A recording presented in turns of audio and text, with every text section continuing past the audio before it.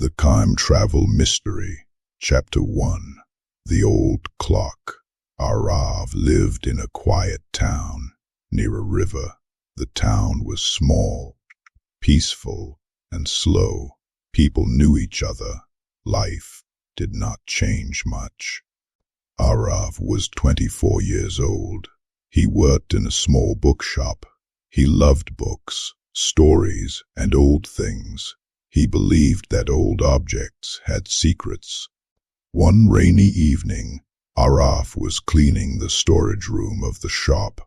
The room was dark and dusty. There were many old boxes. Behind a broken shelf, he saw something strange. It was an old clock. The clock was very big. It was made of dark wood. The glass was cracked. The numbers were faded.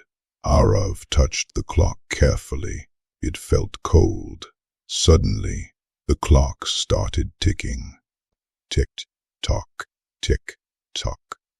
Arav stepped back. He was surprised. "This clock should not work," he said softly. He looked at the back of the clock. There was a small note. The note said, "Time listens to those who dare."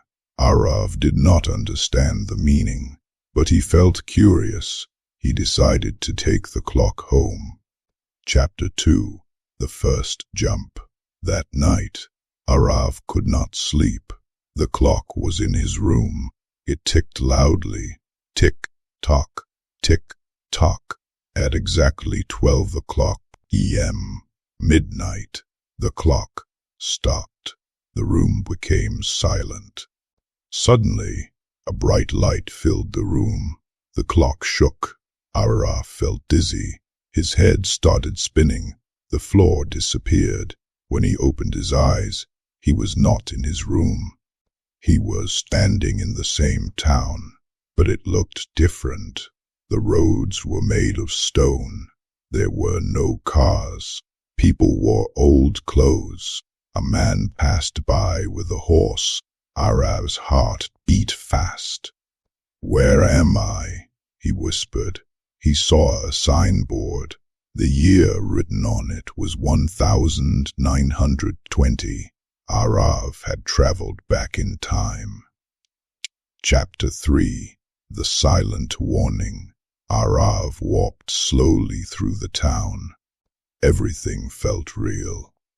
He entered a small tea shop. The owner looked at him strangely.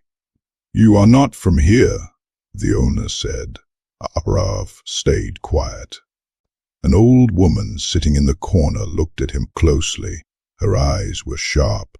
She stood up and walked to him. "You should not be here," she said softly. Arav was shocked. "How do you know?" he asked. The woman pointed at the clock hanging on his bag. "That clock chooses only a few," she said. "But time has rules." "What rules?" Arav asked. The woman whispered, "Do not change what has already happened." Before Arav could ask more, the clock began ticking again. Tick-tock, tick-tock. The light returned. Chapter 4. Back to the present. Arav woke up on the floor of his room. The clock was silent again. It was morning. He looked at the calendar. It showed the present year. Was it a dream? He asked himself. But in his pocket, he found an old coin from 1920. His hands shook. It was real. Chapter 5. The Second Journey. Days passed. Arav tried to ignore the clock, but the mystery pulled him back. One night, he spoke to the clock. "I am ready," he said. At midnight, the clock ticked again. This time, Arav closed his eyes. When he opened them, he was in the future. Tall buildings touched the sky. Flying vehicles filled the air. Screens were everywhere. A robot walked past him. The year was 2080. People looked tired and silent. A woman noticed Arav. "You do not belong here," she said. "Is the future bad?" Arav asked. The woman nodded. "We lost something important," she said. "We forgot kindness." Suddenly, Araf saw a statue. It was his own statue. The words below said, "The one who changed time." Fear filled his heart. Chapter 6. The Truth Revealed. Araf touched the clock. "No," he said, "I do not want this." The clock glowed. A voice filled the air. "Every choice has a cost," the voice said. "You must decide." Araf realized the truth. The clock did not just show time. It tested people. It showed the past to teach lessons. It showed the future as a warning. Time was not meant to be controlled. Chapter 7. The Final Choice. Araf returned to the present. The clock stood quietly. He thought deeply. If he destroyed the clock, no one could misuse it, but the lessons would be lost.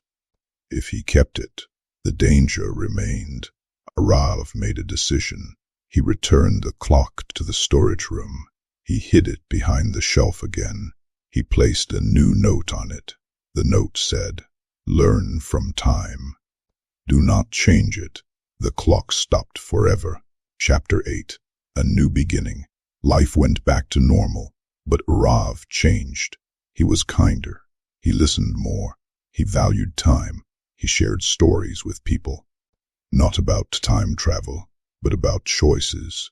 Sometimes, late at night, he heard a soft sound, tick-tock, but when he checked, the clock was silent.